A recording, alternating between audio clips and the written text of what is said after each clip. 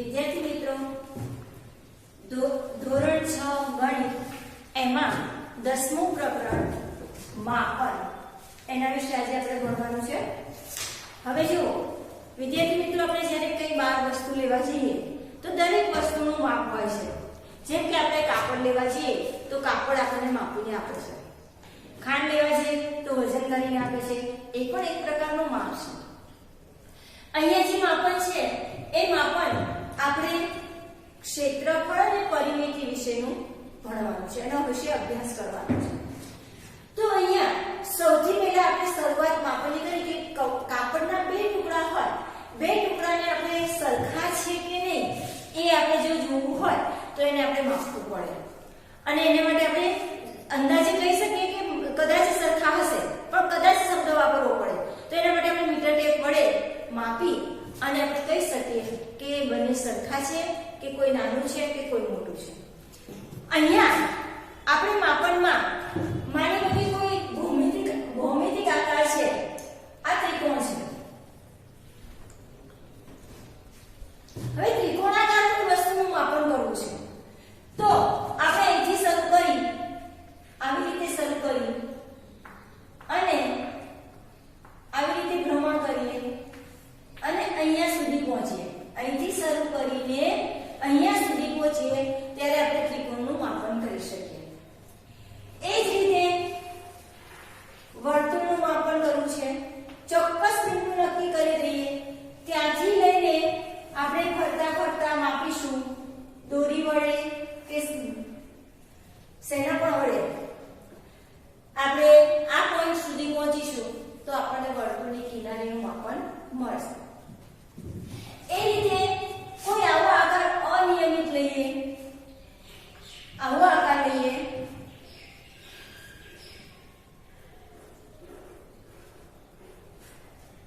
આવો આકાર લીધો તો એમાં આપણે અહીંયાથી શરૂઆત કરી અહીંયાથી, તો આવી રીતે ફરતા ફરતા દરેક કિનારીએ ફરીશું અને અહીંયા પહોંચીશું તો આ આકૃતિનું આપણને માપન મળશે। ટૂંકમાં જે પણ બંધ આકૃતિ છે, યાદ રાખો બંધ આકૃતિ, જે પણ બંધ આકૃતિ છે એ બંધ આકૃતિની સીમા જે છે એ સીમાના માપને પરિમિતિ કહે છે। બંધ આકૃતિની સીમાના માપને પરિમિતિ કહે છે। ટૂંકમાં આપણે એવું કહી શકીએ કે પરિમિતિ એટલે આકૃતિની બધી બાજુના માપનો સરવાળો। પરિમિતિ એટલે બંધ આકૃતિની બધી બાજુઓના માપનો સરવાળો, એને આપણે પરિમિતિ કહીએ। હવે જુઓ આ પરિમિતિ છે એ પરિમિતિનો ઉપયોગ આપણે ક્યાં ક્યાં વ્યવહારમાં થાય છે। હવે તમે જુઓ ખેડૂત છે, એ ખેડૂતને ખેતરમાં ફરતે વાડ કરવી છે તો વાડ કરવાનો ખર્ચ એને શોધવો છે તો પહેલા સૌથી પહેલા વાડનું માપ જોશે, તો એને જેટલું વાડનું માપ લેવાનું છે એ પરિમિતિ દ્વારા લઈ શકે। એ રીતે એન્જિનિયર હોય, એ એન્જિનિયરને મકાનને ફરતે દીવાલ બનાવવી હોય તો એ દીવાલમાં પણ પરિમિતિની જરૂર પડે। આપણે નાનો એવો રૂમાલ છે એ રૂમાલને ફરતે લેસ લગાડવી છે તો કેટલી લેસ જોશે એ જોવા માટે પણ આપણે પરિમિતિની જરૂર પડે। આમ પરિમિતિ છે એ વ્યવહારમાં ઘણી જગ્યાએ આપણને ઉપયોગી છે। હવે જુઓ પરિમિતિ આપણે જુદી જુદી વસ્તુઓની કેવી રીતે શોધાય એ જોઈએ। માની લો કે આવી આકૃતિ આપણી પાસે છે, આ આકૃતિનું આપણને માપ આપેલું છે, અહીંયા 1 સેમી, અહીંયા 3 સેમી, 3 સેમી, 1 સેમી એવું આપણને માપ આપેલું છે। આપણે સૌથી પહેલા એવું કરીશું કે આ આકૃતિના નામ આપી દઈશું A, B, C, D, E, F, G, H, I, J, K, L। આવી રીતે આપણે માપના નામ આપી દીધા રેખાખંડના। હવે જુઓ આપણે આપેલ આકૃતિની પરિમિતિ, આકૃતિની પરિમિતિ બરાબર, હવે જુઓ AB વત્તા BC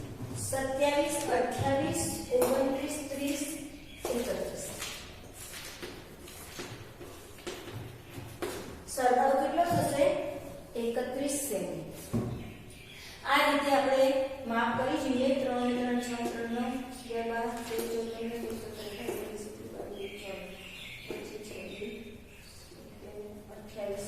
સોરી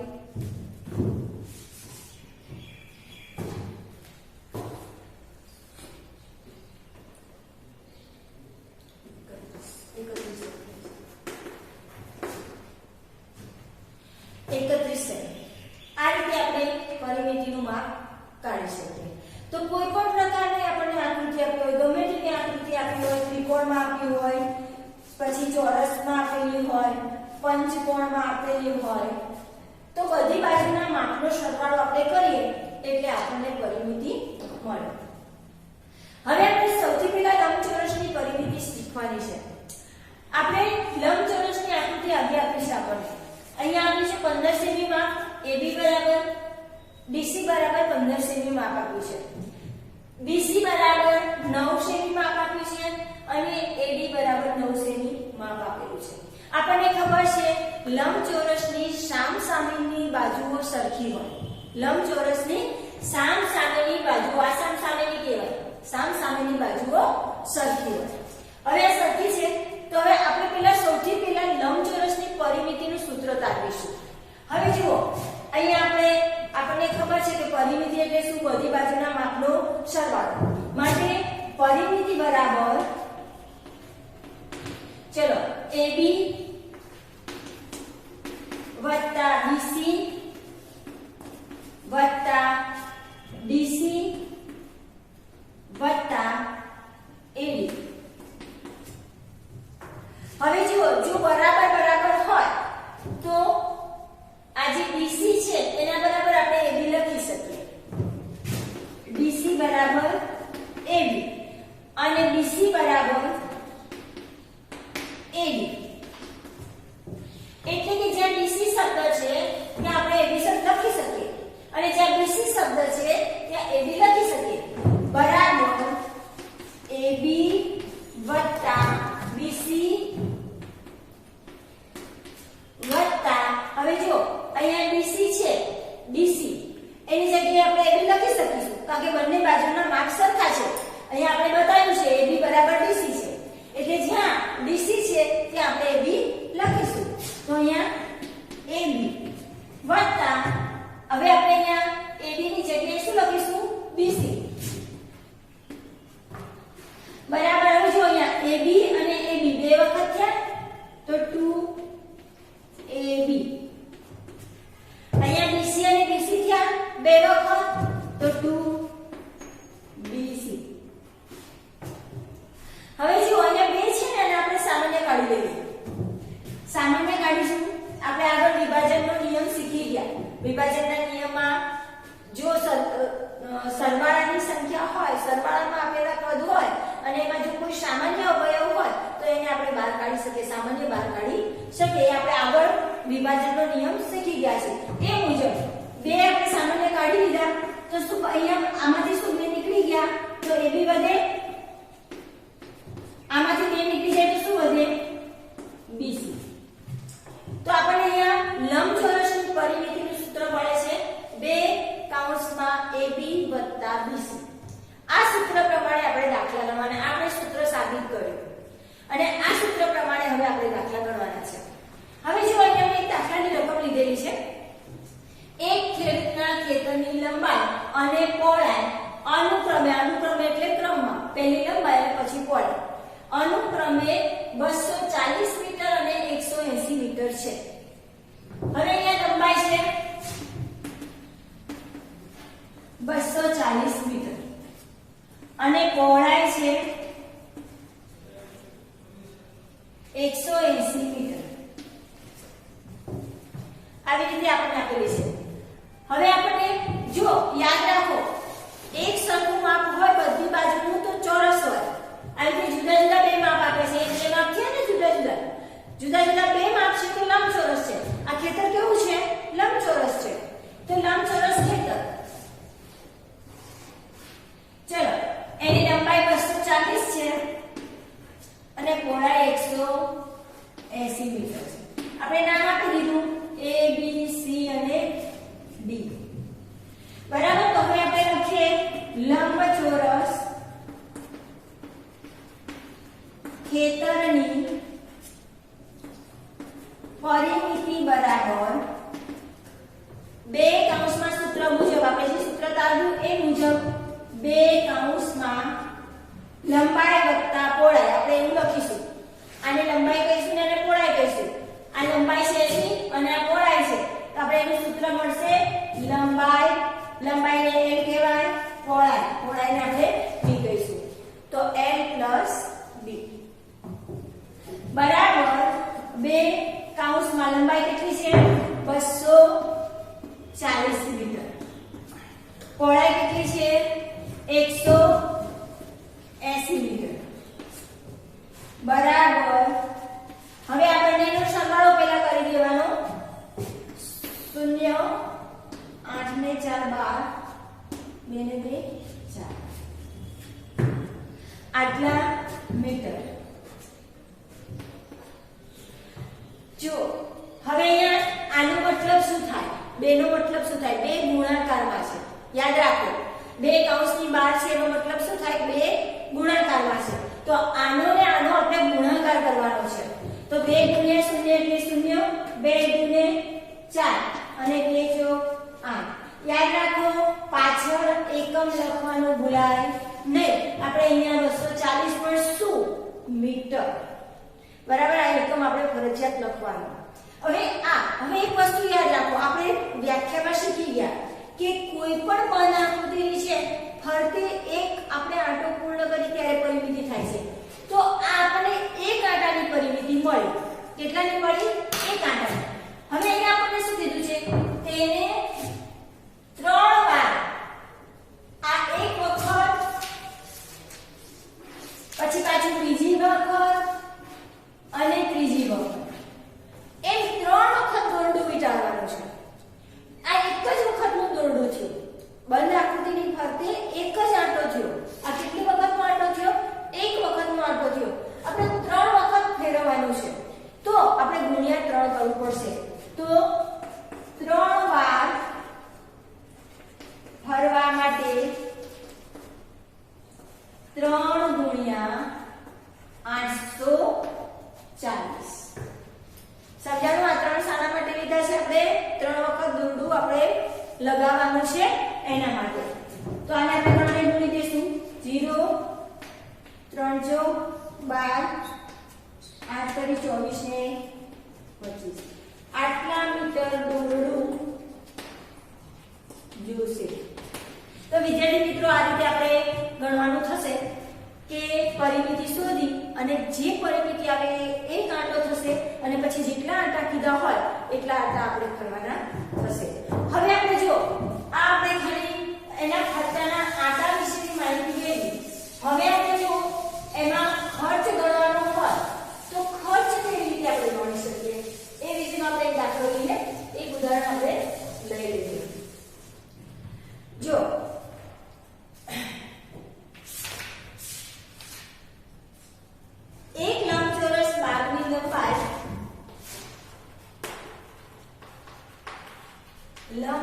ચોરસ બાગની લંબાઈ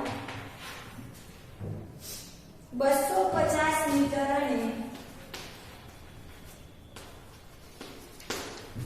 અને પહોળાઈ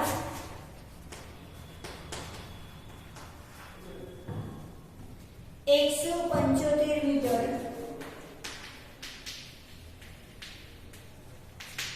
છે. ₹12 પ્રતિ મીટરના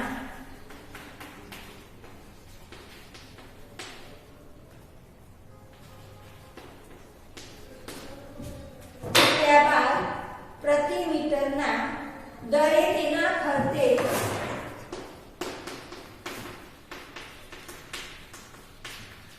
વાડ કરવાનો ખર્ચ કેટલો થાય? હવે જુઓ, અહીંયા આપણને લંબાઈને પહોળાઈ આપી છે. સૂત્ર આપણે લંબાઈ પહોળાઈનું મૂકી, પરિમિતિનું સૂત્ર મૂકી અને પહેલા આપણે પરિમિતિ શોધવાની છે. તો લંબચોરસ બાગની પરિમિતિ બરાબર શું સૂત્ર આવશે? 2 L + D. આ સૂત્ર આપણને મળે છે. હવે જુઓ, આ સૂત્ર પ્રમાણે આપણને લંબાઈ કેટલી આપેલી છે? લંબાઈ છે 250 મીટર. તો 2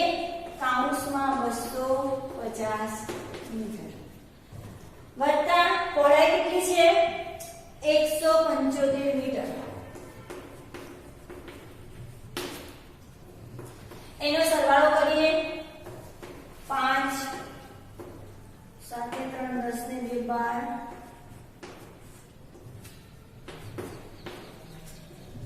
આટલા મીટર થયા. હવે આને ગુણાકાર કરીશું. 10 5 મીટર.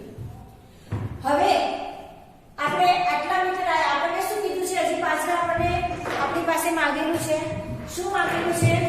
કે ₹12 દરે 12 રૂપિયા 1 મીટર. જો દરનો મતલબ શું થશે?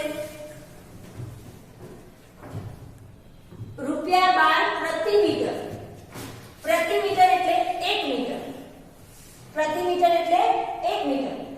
12 રૂપિયા 1 મીટર ખર્ચ લાગે. 1 મીટરના 12 રૂપિયા ખર્ચ લાગે. તો અહીંયા આટલા મીટર આપણે થયા. બરાબર? તો આપણે પદ મૂકીશું. જો પદ મૂકીને દાખલો ગણવાનો. 1 મીટર વાડ કરવાનો ખર્ચ ₹12 માટે કેટલા મીટર વાડ કરવાની થશે? આપણે 850 મીટર વાડ કરવાનો ખર્ચ કેટલો? હવે એને આપણે 850 ગુણ્યા 12. હવે આ એક છેદમાં આવે પણ લખીએ તો ચાલે અને ના લખીએ તો ચાલે. એટલે આપણે એને લખીશું નહીં. હવે આપણે 850 ગુણ્યા 12 ગુણાકાર કરવાનો. 5 10 5 16 17 ને 18.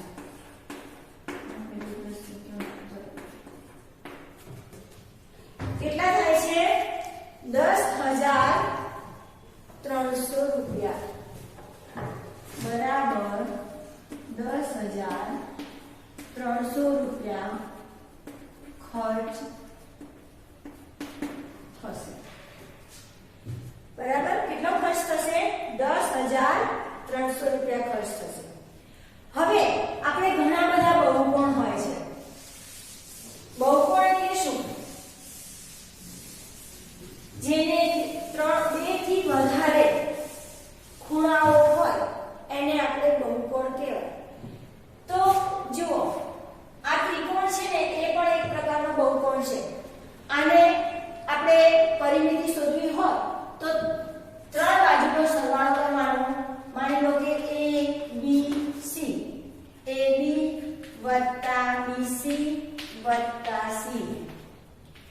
આની પરિમિતિ બરાબર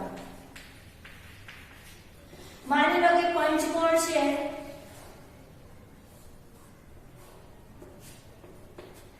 પંચકોણ છે 1 2 3 4 5 ખૂણા છે એટલે પંચકોણ A B C D E તો એને 5 બાજુનો સરવાળો કરવાનો ષષ્ઠકોણ હોય 6 બાજુ હોય 1 2 3 4 5 અને 6 એટલે ષષ્ઠકોણ હોય તો 6 બાજુનો સરવાળો સપ્તકોણ હોય તો 7 બાજુનો સરવાળો અષ્ટકોણ હોય તો 8 બાજુનો સરવાળો આવી રીતે બાજુઓના માપનો સરવાળો કરી અને આપણે પરિમિતિ શોધી શકીએ લંબચોરસની પરિમિતિ વિશે આપણે શીખ્યા હવે આપણે નિયમિત આકારોની પરિમિતિ વિશે શીખવાનું છે વિદ્યાર્થી મિત્રો જુઓ નિયમિત આકાર એટલે શું કે જેની બધી જ બાજુઓ સરખી હોય એવા આકારોને આપણે નિયમિત આકાર કહીશું અહીંયા મેં ચોરસ દોરેલું છે આ ચોરસની બધી જ બાજુઓ માની લો કે 2 સેમી છે અહીંયા 2 સેમી છે અહીંયા 2 સેમી અને અહીંયા 2 સેમી બધી જ બાજુ 2 સેમી માપ છે તો આ નિયમિત ચોરસ કહેવાય એ રીતે અહીંયા મેં પંચકોણ દોરેલું છે 5 સેમી 5 સેમી 5 સેમી 5 સેમી અને 5 સેમી બધી બાજુનું માપ 5 સેમી છે માટે આ નિયમિત કહેવાય આ પણ નિયમિત ત્રિકોણ છે 4 સેમી 4 સેમી 4 સેમી આ પણ નિયમિત છે આની બધી બાજુ ષષ્ઠકોણ છે આ કયું છે ષષ્ઠકોણ તો એ પણ બધી બાજુ સરખી છે આ ચોરસ આ પંચકોણ ત્રિકોણ અને આ ષટ્કોણ બરાબર તો આ બધી બાજુ સરખી છે એવું નથી કે સરખી બાજુ ના હોય પણ જેને સરખી બાજુ હોય એને નિયમિત આકાર આપણે કહી શકીએ હવે અહીંયા આપણને ચોરસ આપે છે ચોરસની પરિમિતિ આપણે શોધવાની છે જેમ આપણે લંબચોરસની પરિમિતિનું સૂત્ર તારવ્યું એ પ્રમાણે આપણે અહીંયા ચોરસની પરિમિતિનું સૂત્ર તારવવાનું છે જુઓ ચોરસની પરિમિતિ બરાબર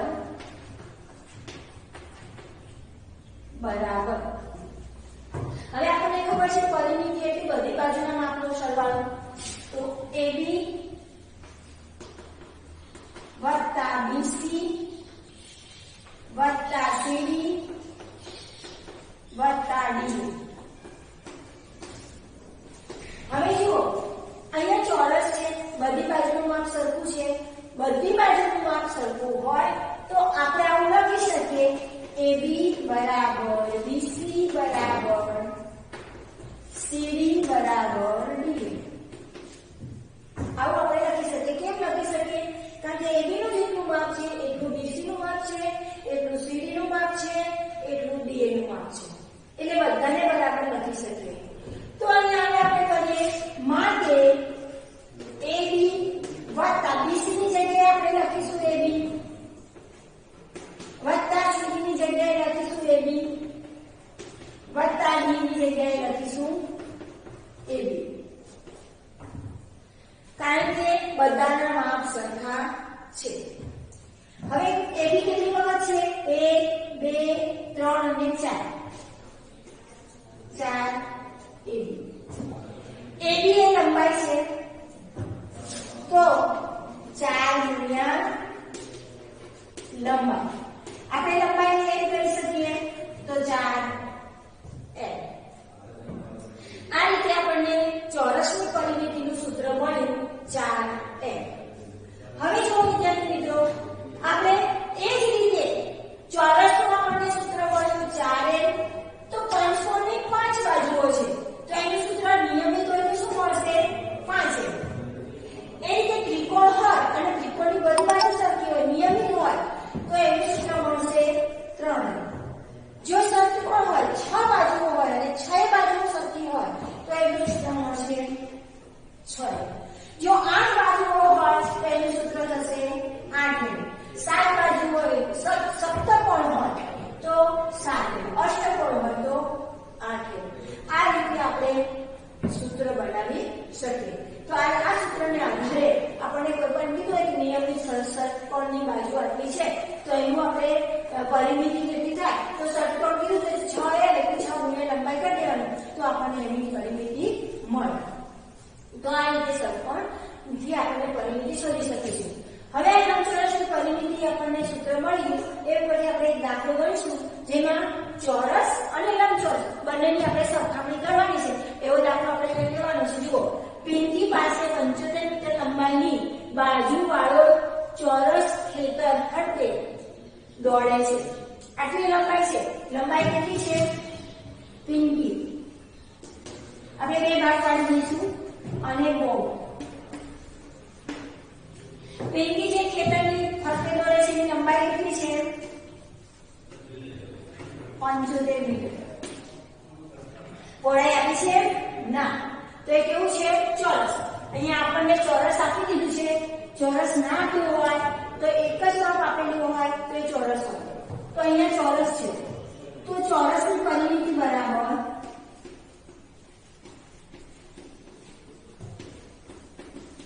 4L. એનું સૂત્ર શું થાય? 4L બરાબર 4 ગુણ્યા 75 મીટર. આપણે ગુણાકાર કરીએ હવે. 4 પંચા 20, 7 ચોક 28, 29 ને 300 મીટર. આટલા મીટર 300 મીટર એ દોડે છે. બરાબર. હવે બોબ લંબચોરસ ખેતરની ફરતે દોડે છે. બોબ કેવી રીતે દોડે છે? લંબચોરસ ખેતરની ફરતે દોડે છે. તો લંબચોરસ ખેતરની પરિમિતિ બરાબર 2 કૌંસમાં L પ્લસ B. આપણે સૂત્ર યાદ રાખવા પડે. જો સૂત્ર યાદ ના હોય તો આપણને દાખલો આવડે નહીં. અહીંયા ચોરસની પરિમિતિનું સૂત્ર મૂકવાનું છે, અહીંયા લંબચોરસની પરિમિતિનું સૂત્ર મૂકવાનું છે. તો લંબચોરસની પરિમિતિનું સૂત્ર મૂકી દીધું. હવે એની લંબાઈ કેટલી છે? લંબાઈ 160 મીટર અને પહોળાઈ કેટલી છે? 105 મીટર.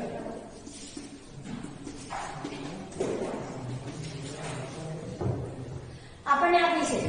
તો 2 કૌંસમાં 160 મીટર વત્તા 105 મીટર બરાબર 2 કૌંસમાં 5, 6, 2 આટલા મીટર. હવે જુઓ, આ 2 મીટર આ 2 છે એ શેમાં છે? ગુણાકારમાં છે. અને ગુણાકારમાં હોય તો એને આપણે આની સાથે ગુણી દેશું. તો 2 પંચા ને 10, 2 છ 12 ને 13, 2 દુ 4 ને 5 આટલા મીટર દોડે છે. હવે આપણને ખબર છે કે બંનેની પરિમિતિ શોધાઈ ગઈ. તો આપણને મીટરના માપ મળી ગયું. આ 300 મીટર દોડે છે, આ 530 મીટર. 2 પંચા ને 10, 2 છ 12 ને 13, 530 મીટર દોડે છે. તો કોણ વધુ દોડે છે? આપણે લખી શકીએ. બોબ વધુ દોડે છે. આ પહેલો જવાબ છે. આપણને કોણ અને કેટલું 2 જવાબ માંગ્યા છે. તો કોણનો જવાબ આપ્યો આપણે. બોબ વધુ દોડે છે. કેટલું? કેટલું એટલે તફાવત આવશે, બાદબાકી આવશે. તો 530 ઓછા 300 આટલા બરાબર 530 માંથી જશે 30, 230 મીટર વધુ દોડે